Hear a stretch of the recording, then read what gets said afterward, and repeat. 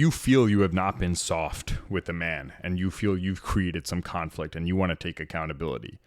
And that's even if the case, it's not purist in the sense that I did something so wrong, I punched him and he did nothing wrong. Usually in conflict, right, each person's going to feel there was joint culpability. So even with that, let's say he did some things that were not good, you did some things that were not good.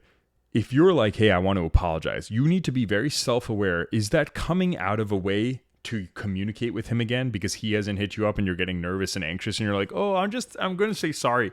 Are you really sorry? So a thought experiment you should do is assume you're saying sorry and he totally leans into it and he's like, yeah, you should be sorry. You're screwed up so badly. I did everything right. Would that trigger the crap out of you? If that's the case, you're not really sorry, right? Because you're only using that either to get him to say sorry or you're just trying to communicate with him out of fear. And it's not sincere. So do that authenticity test in your head that you're not just using it as a loophole. And if you feel a clear conscience that you say sorry to him and he just nukes you, rejects you, and he's like, yeah, you should be sorry.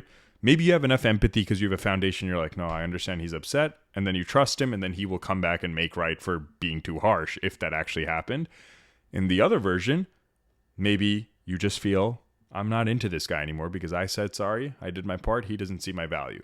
So just do that test before you lean in to try to make up in a fake way.